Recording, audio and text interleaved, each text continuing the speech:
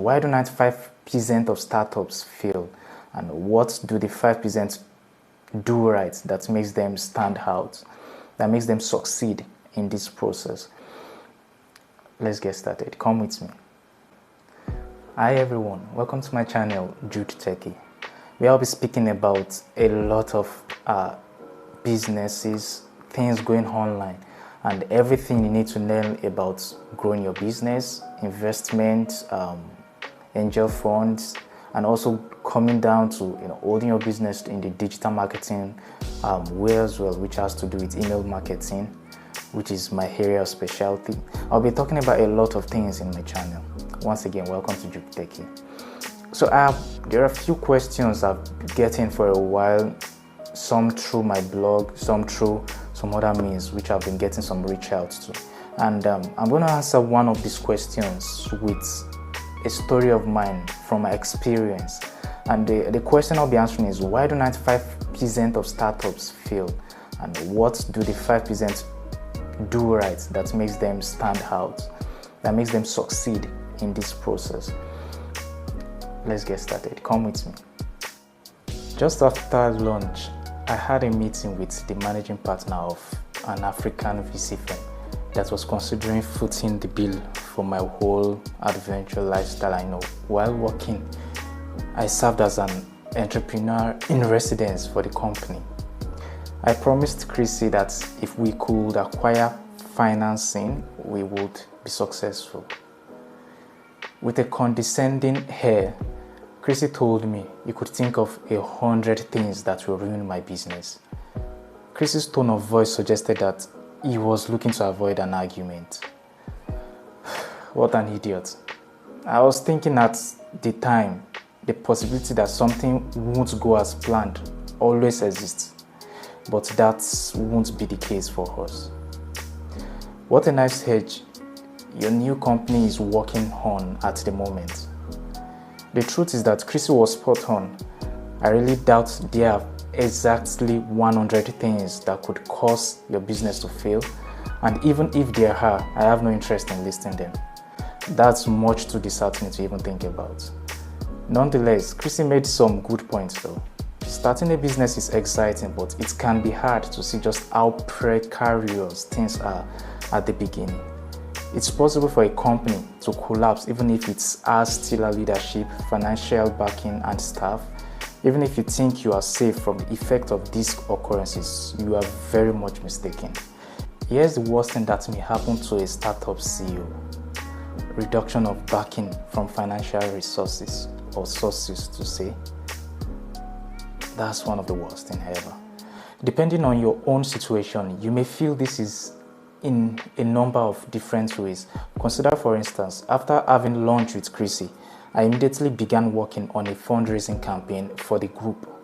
When I brought up the idea of seeking investors, Ayo, the company's supporting partner, immediately urged me to stop communicating with them. Ayo informed them that some of the fund's other investors had doubt about the acquisition. He gave me a rundown of each partner's gather a rock responsibilities. Curious, I questioned Ayo on the specifics of its meaning. Ayo gave me a detailed instance, and here's what he said. For his amusement, he is going to throw a pebble in my direction, and he fully expects me to chase it. When I think I'm done, he will say, get another rock for me. I then have to go back the way I came and get the rock. I'm supposed to keep looking everywhere until I get so fed up that I quit up looking for pebbles. The potential, or let me say the potential that the fund won't be able to finance the investment was something Ayo urged me to consider. In his opinion, I should give this some consideration. His advice was that I investigate the likelihood of this happening. As for why Ayo suddenly changed his tune with me, he wouldn't say. In an effort to maintain some semblance of optimism, I kept telling myself that if we went and grabbed the pebbles, it might influence the partner's decision. Ayo informed them after a month that he's no longer able to operate as the sponsor of the deal within the fund since he had been asked to depart. If a partner has been helping you out as an EIR, finding out that they've been fired is a huge shock. That is something that I would never in a million years have dreamt would happen. Nonetheless, it actually occurred.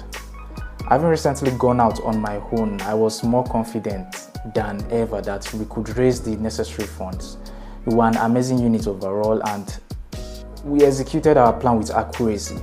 Which steps, on put it that way, are we going to mess up here? The sudden withdrawal of the venture capital fund kicked off a chain reaction. After finally escaping the clutches of the VC firm, I set right back to work on my fundraising effort. We were able to raise seed capital in a little over a month. This was one of the best sources of money in Abuja. They were hoping that to raise $11 million, and they volunteered to put in $5.5 million of their own money. The investment fund term sheet was finalized in April, somewhere around April. With one investor in place, I was assured by everyone I knew that finding a second one wouldn't be difficult. However, we did not experience this since, once again, other factors played a role. Recently, the economy has suffered a sharp decline. Nigeria is experiencing its worst financial crisis since the Great Recession, which was not apparent to us as at that time though, but is now abundantly clear in retrospect. After a year had passed, investors stopped backing high-risk startups. Each and every individual we asked for help turned us down. By everyone, I mean absolutely everyone present at this particular moment. 63 backers declined our offer. Contacting just 2 more investors was all that was needed at that stage. We had put off doing business with them because of the bad reputations they had in our area then. Unfortunately, there comes a time when you must gamble or perish. So we contacted the fund's partner. I'm going to call their name Vince Ventures, who was an experienced expert in the sector. Our second investors came on board after 3 meetings. As far as I can tell you, that's the final chapter of the story. Don't jump to any conclusion yet. Our initial stages of cooperation with our financials were smooth sailing.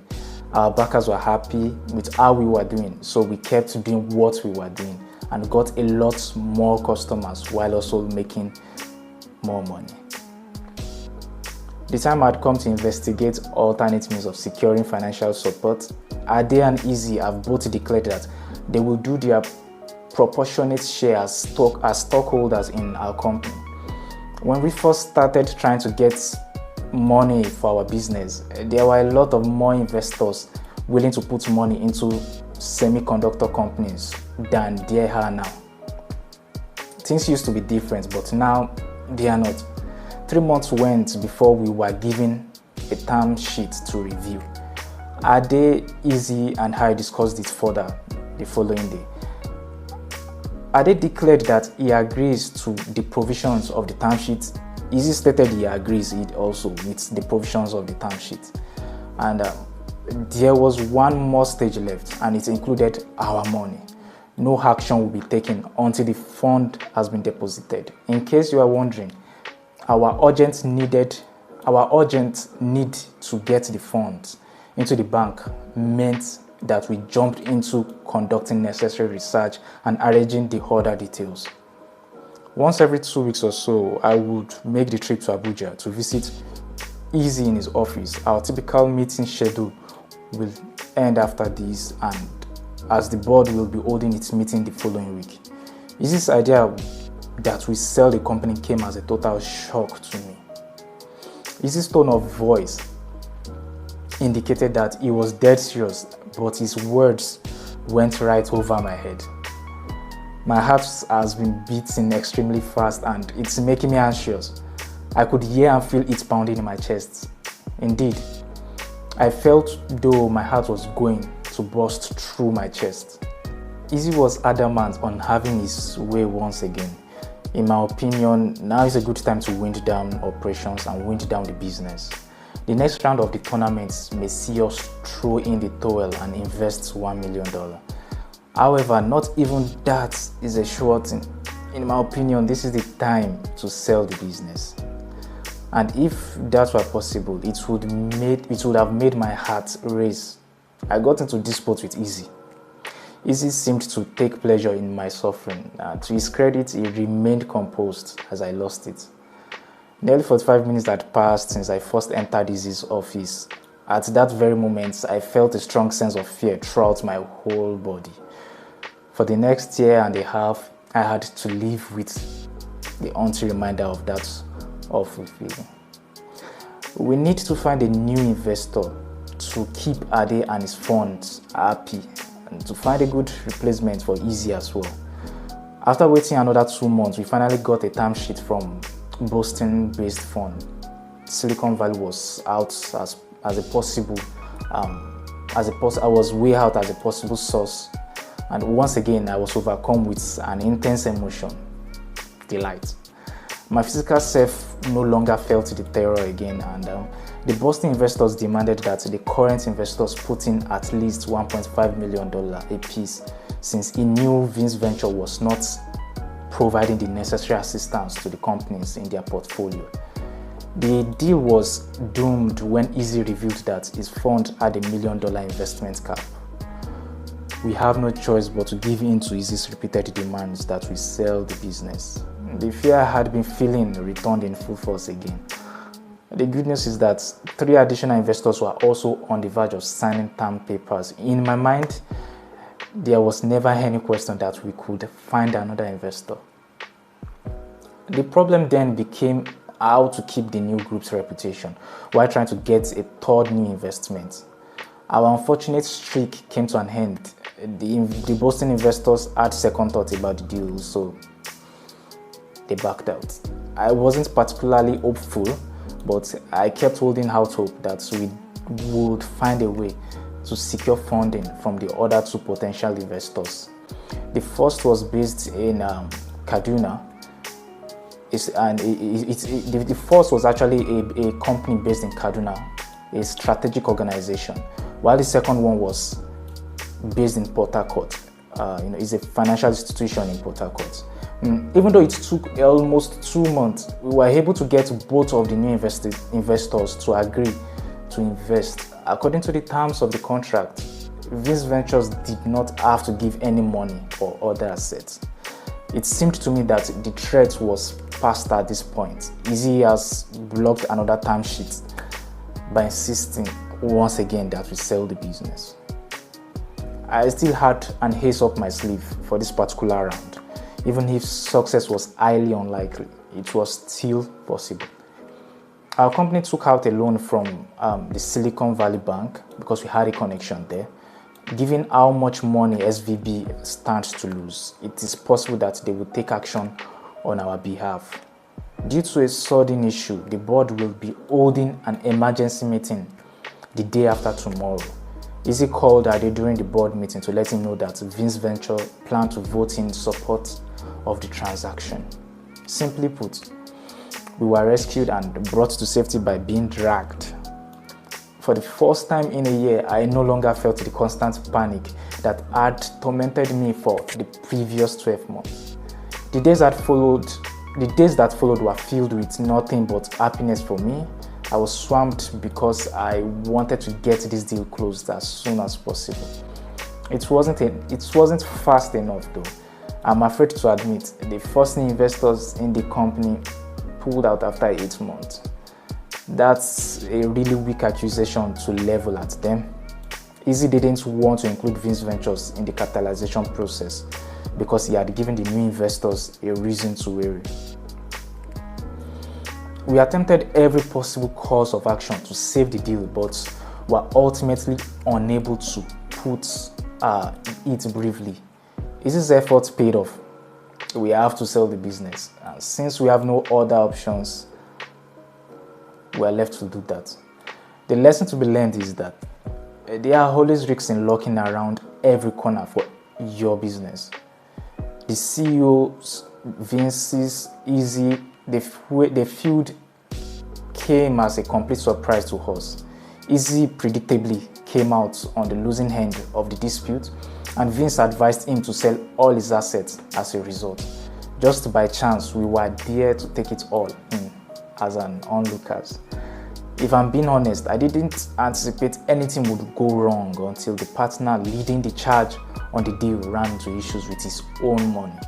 Until that moment, I assumed everything would be alright. This time, however, it's not just once, but twice.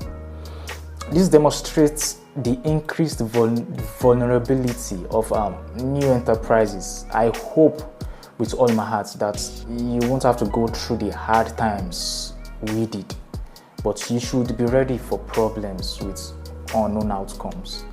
You will need all of your perseverance to make it through this.